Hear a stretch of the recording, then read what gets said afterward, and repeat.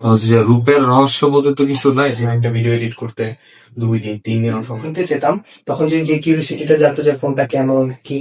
আর একটা কোম্পানি যদি টাকা দেয় তাহলে কোম্পানি খারাপটা বলতে দিবে না। ইউটিউবে আসলেই হচ্ছে লাখ লাখ টাকা ইনকাম করা পসিবল না। হে গাইস, আসসালামু আলাইকুম, আমি Shanto Khan. Welcome to my blog. So আমি এখন আছি এটিসি অ্যান্ড্রয়েড টোটো কোম্পানির অফিসে। ওনাদের অফিসটা আমি ঘুরে দেখাবো আপনাদের। আর তানভীর ভাই, তুষার ভাই, রাকিব ভাই, ওনাদের সাথে আমি কিছু কথা বলবো। আপনারা ব্লগটি দেখতে থাকুন। আলহামদুলিল্লাহ। আর কি আসে না, আর কেউ আসেনি। তুমি একাই আসছো? আচ্ছা, তাহলে তো ঠিক করে নিয়ে আসছো। অনেকের কমেন্ট আপনার এই রূপের রহস্যটা জানতে চাই, সুন্দর হয়ে গেছে। আচ্ছা আচ্ছা, এটা হচ্ছে যে মানুষের ধারণা, কিন্তু এটা আমার ধারণা না। আর কথা হচ্ছে যে রূপের রহস্য বলতে তো কিছু নাই। সেটা হচ্ছে ঠিক মতো খাওয়া দাওয়া করলে, ঘুমাইলে, ঠিক মতো গোসল করলে চেহারা এমনি ঠিকঠাক থাকে। সুন্দর না, চেহারা ঠিকঠাক থাকে, এটা হচ্ছে যে ব্যাপার। বডি টডি দেই আগের মতোই দেখা যাইতেছে। ও আচ্ছা, এটা তো আমি নতুন নতুন জিম করতেছি, তো আস্তে আস্তে হবে, আস্তে আস্তে। তারা আপনাদের মতো আর কি নতুন ভিডিও শুরু করতে যাচ্ছে, তাদের জন্য কিছু বলার আছে? যারা টেক রিভিউ শুরু করতে যাচ্ছে তাদের জন্য একটাই টিপস, সেটা হচ্ছে যে অনেস্টি মেনটেন করা, অনেস্টি নিয়ে ভিডিও বানানো, রিসার্চ করা ভিডিও বানানো, আর এগুলোই। অনেকে বলে আপনারা নাকি টাকা, যে কোম্পানি আপনারা টাকা দেয় সেই কোম্পানি নাকি আপনারা বেশিরভাগ সুনাম বলেন আর কি। সেটা যদি করতাম তাহলে তো আমার তাহলে তো আমি আমার ভিডিও তো ভালো বলা থেকে খারাপ বলা থেকে, তাহলে তো আমি খারাপ তার বলতে পারতাম না। তাহলে খারাপ গুলো আমি কিভাবে বলতেছি যদি আমার কোম্পানি টাকা খাওয়া এগুলো বলায়?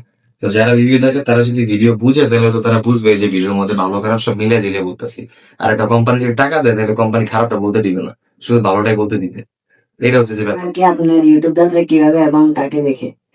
আচ্ছা, আমার ইউটিউব যাত্রা হচ্ছে আমি একদম প্রথমে ভিডিও দেখতাম হচ্ছে এমকে বিএসডি, দেন হচ্ছে কি রামজিৎ, হ্যাঁ, তারপরে হচ্ছে টিএলডি, এদের ভিডিও আগে আমি দেখতাম, হ্যাঁ, বাইরের দেশে। দেন হচ্ছে C4 টেকও ছিল, তো ওরা অনেক আগে রিভিউ করতো, তো ওদের সাথে ওদের ভিডিওই দেখতাম।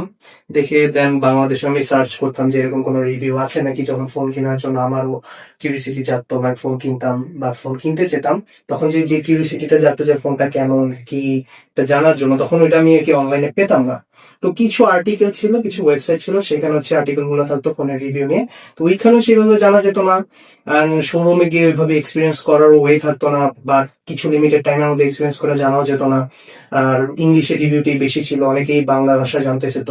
তো সেই মুহূর্তে আর কি এই থিঙ্কিং করা যে আচ্ছা fine, let's do something else, মানে এইভাবে কিছু ডিফারেন্ট ভাবে করা যায়। বাংলাদেশে সবাই তো ফানি ভিডিও করে, মিউজিক ভিডিও করে, কমেডি নিয়ে কাজ করে, নানা রকমের নিশ নিয়ে কাজ করে।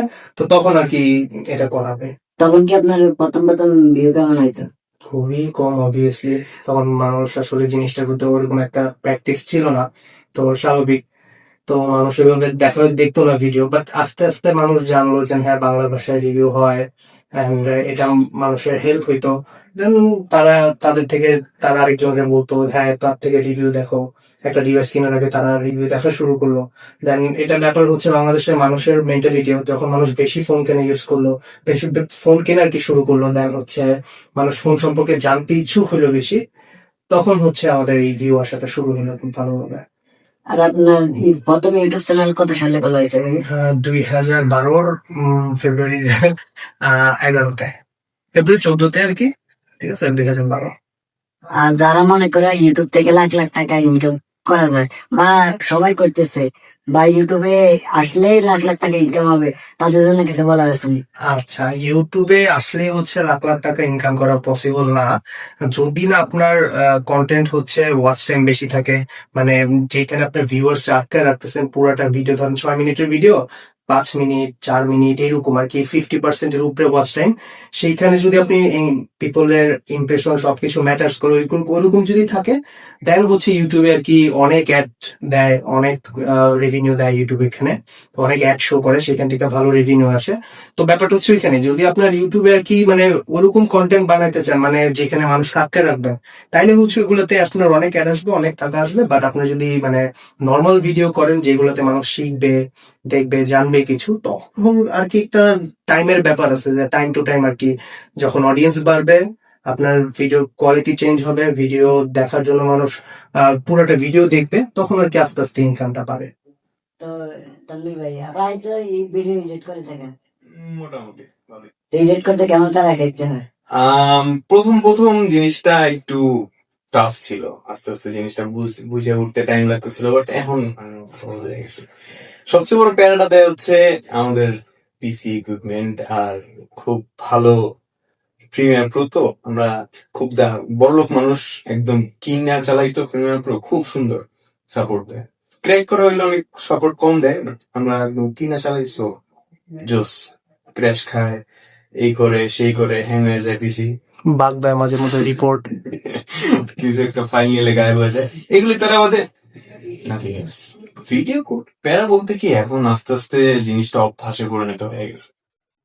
আগে যেমন এমনকি একটা প্রত্যেকটা জিনিস একটা ক্রাইটেরিয়া, যে তো স্টেপ বাই স্টেপ, এই স্টেপের পরে স্টেপ, এই স্টেপের পরে স্টেপ, এই স্টেপ, মানে করতে করতে করতে করতে এখন সিম্পল হয়ে গেছে। একটা সময় টাফ ছিল, একটা সময় একটা ভিডিও এডিট করতে 2 দিন 3 দিনও সময় লাগতো, এখন হাফ বেলাও এডিট হয়েছে। স্ক্যান আপনি কত সাল থেকে দেওয়া শুরু করেন? আমি রেগুলার শুরু করছি একদম লাস্ট ইয়ার থেকে। এছাড়া এর আগে আমার 2016 থেকে ভিডিও আছে। আর আমার চ্যানেলে সম্পর্কে কিছু? শান্ত ভাইয়ের চ্যানেলটার এখন আমার রিসেন্টলি দেখা, মানে প্রথম দিকে আমার অনেক দেখা হতো, যখন তুষার আপনাদের ব্লগটা করে, তখন আমি টানা কয়েকটা ভিডিও দেখছিলাম। রিসেন্টলি খুব একটা দেখা হয় না, বাট আপনাদের চ্যানেলে যে ব্লগ গুলি বা এই কন্টেন্ট গুলো ভালোই লাগতো করতে। এখন সময়ের জন্য খুব একটা দেখা হয় না, বাট আপনারা যারা দেখতেছেন অবশ্যই সাপোর্ট দিবেন, আপনাদের সাপোর্টের কারণেই আজকে এই জায়গায়। যাই হোক, জিকেএম এর ছবিগুলো অ্যাকচুয়ালি বেটার কিনা রিয়েলটার থেকে? একদম ন্যাচারাল কালার, আর এখানে হচ্ছে ও স্যাচুরেটেড কালার।